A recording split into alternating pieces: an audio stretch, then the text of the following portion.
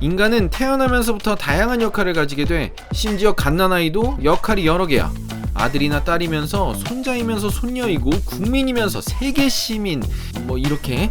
대체로 이런 역할은 외부에서 규정한 거야. 네가 뭘 하면 좋을지 사람들 또는 사회가 기대를 하고 있다는 거야. 세상이 나를 필요로 한다는 사실에 좀 으쓱해질 수도 있지만 생각보다 이게 나를 곤란하게 하는 경우가 많다는 게 문제지. 한 번에 여러 군데서 여러 가지 요청이 들어오거든.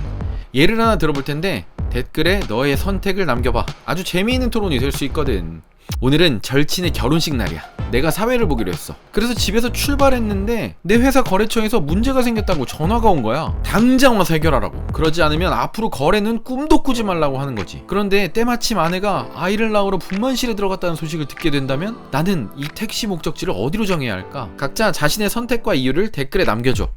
이렇게 여러 가지 역할이 충돌할 때 우리는 어떤 선택을 해야 할까? 교과서는 합리적인 선택을 해야 한다고 아주 쉽게 퉁 치고 있지만 아마 교과서를 쓴 사람조차도 앞에서 예를 든 상황을 마주한다면 어느 하나를 선택한다는 것이 매우 어려운 문제일 거야. 그런데 살다 보면 좋은 일도 나쁜 일도 한꺼번에 몰려오기 마련이고 우리는 종종 여러 역할을 요구받는 상황에서 한 가지 선택을 해야만 한단 말이지. 앞의 상황을 떠올려 보면 우리는 네 가지 선택을 할 수 있어. 다른 사람의 삶에 있어서 중요한 순간을 빛내줄 것인가? 사회적 지위를 유지하고 또 경제적 혜택을 누릴 것인가? 가족의 역할에 충실하고 부모로서의 도리를 다할 것인가? 심지어 모든 것으로부터 벗어나 완전히 자유로운 내가 될 것인가? 정답은 없어. 어렵지만 선택을 피할 순 없지. 더 나은 선택을 하기 위한 5가지 단계를 말해줄게. 첫째, 무엇보다 내 위치, 내 상황을 잘 파악하는 것이 중요해. 둘째, 그 판단을 중심으로 우선순위를 정해야 하지. 셋째, 순위에서 밀려나는 것들을 깔끔하게 포기하는 게 좋아. 넷째, 거절을 잘 한다면 더 좋을 거야. 다섯째, 마지막으로 후회하지 말고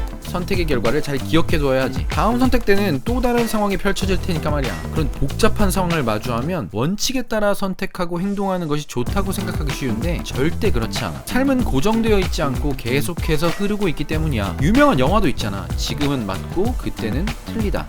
그때 상황에 맞춰 선택을 달리해야 오래 살아남을 수 있어.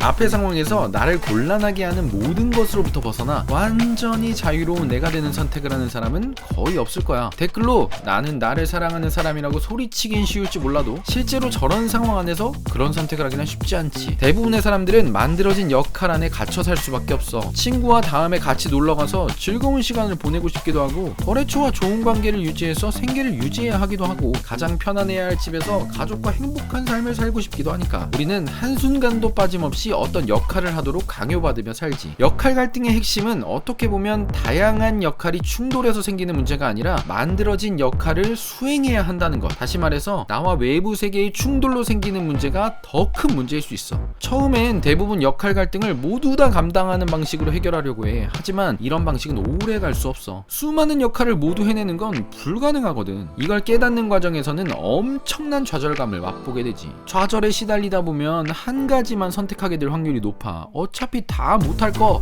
하나라도 제대로 하자. 이런 생각인 거지. 실제로 그게 편할 수도 있지만 매우 위험한 선택이야. 이렇게 되면 사회적인 관계가 급격히 줄어들게 될 확률이 높거든. 번아웃이나 우울감을 경험하게 될 수 있지. 수많은 역할이 동시에 요구되는 힘들고 어려운 사회에서 내가 나로서 살아남는 거의 유일한 방법은 2가지를 잘하는 거야. 거절과 사과. 역할을 요구하는 사람에게 희망 고문 없는 깔끔하고 정중한 거절, 그리고 나의 선택에 따른 피해가 있을 때 진심을 담은 사과를 할 수 있다면 아무리 어려운 역할 갈등 상황이라 하더라도 아주 잘 해결해 나갈 수 있지. 거절과 사과가 말로는 쉬워 보이지만 실제로는 정말 하기 힘들거든. 심리학자들은 이런 것도 연습이 필요하다고 하더라고. 실제로 거절해야 하는 상황과 사과해야 하는 상황을 설정하고 역할극을 해보면 좋다고 해. 아까 예로 든 상황을 기준으로 나는 어떤 선택을 하고 또 어떻게 거절하고 어떻게 사과할지 한번 생각해보면 큰 도움이 될 수 있을 것 같아. 오늘도 너에게 주어진 여러 가지 역할 중에 더 나은 선택을 할 수 있길 바랄게.